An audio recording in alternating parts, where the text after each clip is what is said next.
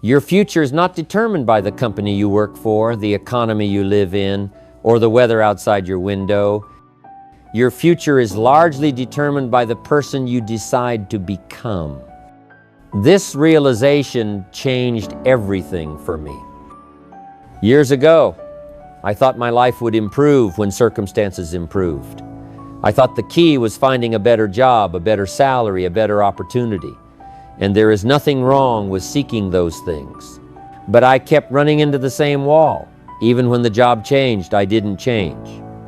And so the results followed me. Different uniform, but the same person.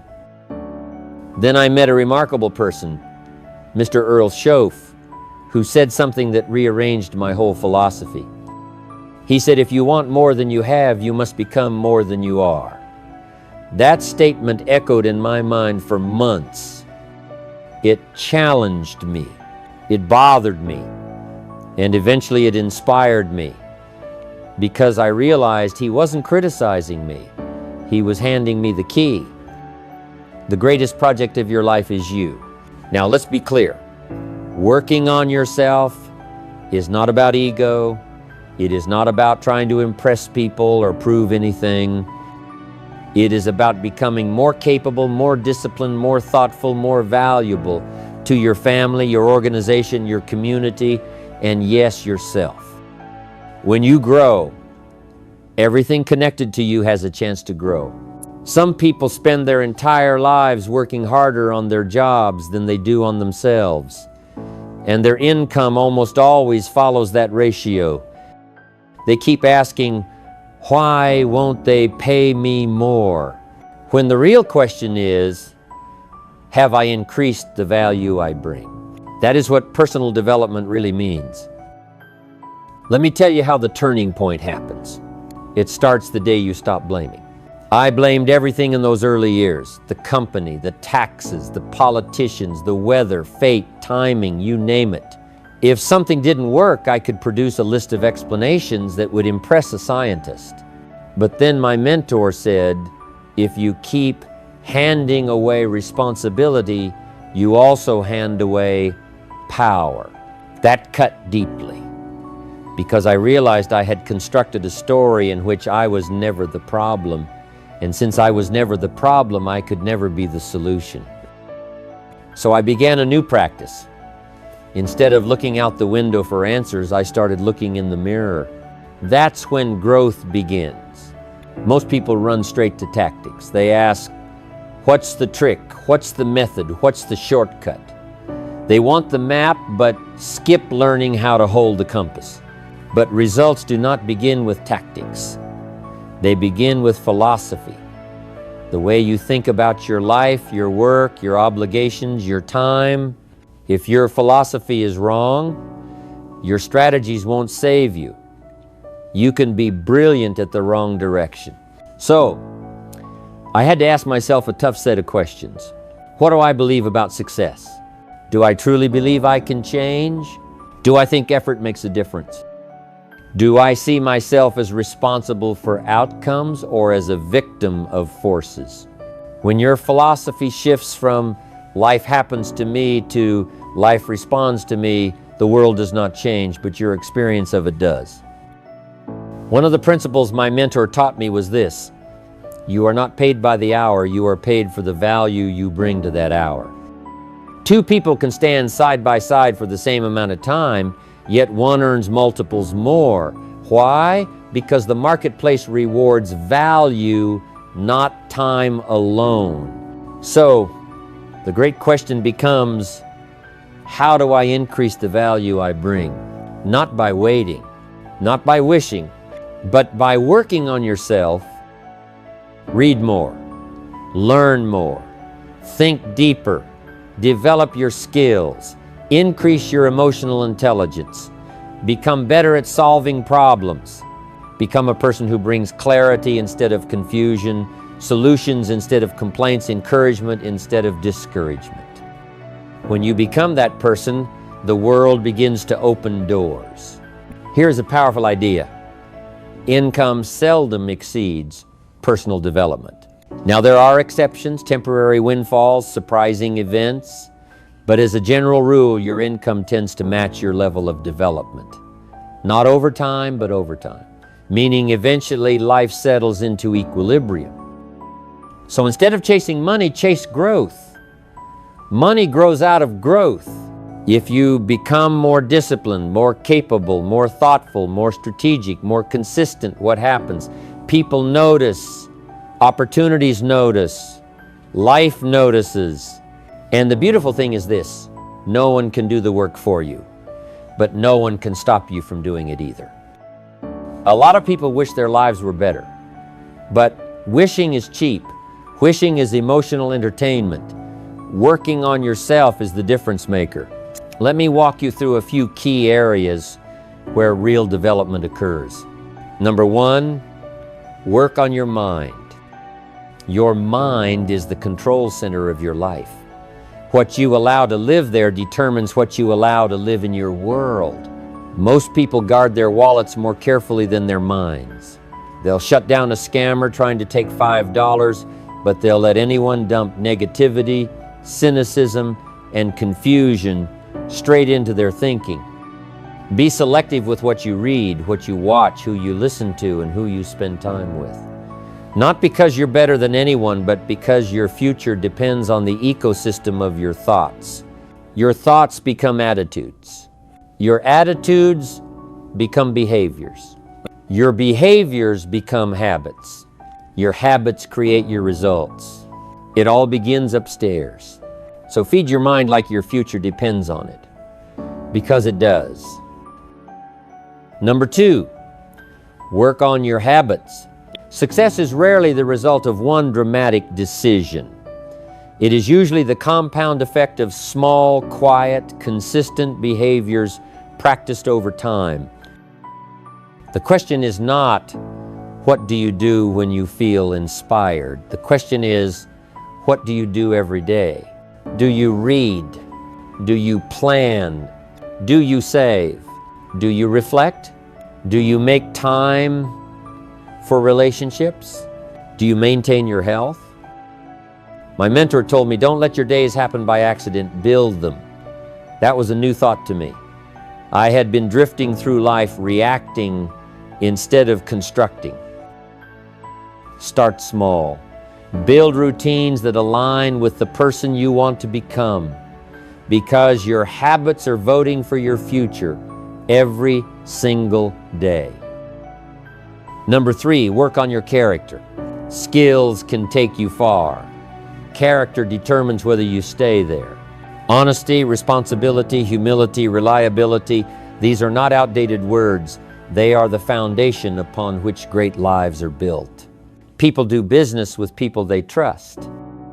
Families thrive when integrity is present. Leaders succeed when their word means something. Character is not built by accident. It is built when you choose the harder right over the easier wrong. It is built when you honor your commitments, even when no one is watching. It is built when you admit mistakes rather than disguise them. If you neglect your character, your life may grow, but it will be fragile. If you develop your character, your life may grow slower, but it will be strong. Number four, work on your communication. Your ability to communicate influences everything: your relationships, your leadership, your career, your influence. Learn to express yourself clearly. Learn to listen deeply. Learn to speak with respect while still telling the truth. Learn to encourage without flattering, correct without humiliating. Strong communicators build bridges. Weak communicators burn them and wonder why they feel isolated. Working on yourself includes working on your voice, spoken and unspoken. Number five, work on your associations. Another lesson I learned from my mentor was this: who you spend time with shapes your direction more than you think. If you surround yourself with people who complain, blame, gossip, and dismiss personal growth, you may not adopt their words, but you will begin to adopt their atmosphere. So, choose carefully. Seek out people who challenge you, Seek out people who expect better from themselves. Seek out people who lift conversations rather than drag them down. Your associations are not about social status. They are about alignment with the life you desire to build. People often ask, how do I attract better opportunities? You attract better opportunities by becoming the kind of person who can handle them. The door you are praying will open might require a stronger version of you to walk through it. If the opportunity arrived today, would you be ready, or would it overwhelm you? Growth prepares you. This is not mystical. It is practical. As you improve, the quality of the problems you solve improves, and when the problems you can solve improve, the rewards that show up tend to improve as well. Now let's talk about discipline. Goals are wonderful, vision matters, but without discipline, all you have is a fascinating fantasy. Discipline is doing what you said you would do, even after the mood in which you said it has expired. Most people negotiate with their commitments. They say, I'll do it when I feel like it. But successful people reverse it. They say, I'll feel like it after I do it. Action first. Emotion follows. Every act of discipline builds strength. Every act of undiscipline weakens it. The good news is that discipline is a muscle. You do not need to begin with giant steps.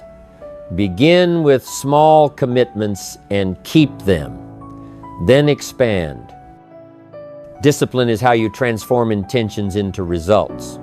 Everything has a price. Success has a price. Failure has a price.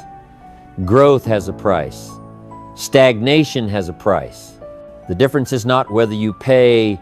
The difference is when you pay and what you receive in return. The price of growth is effort, humility, discomfort, learning, and persistence.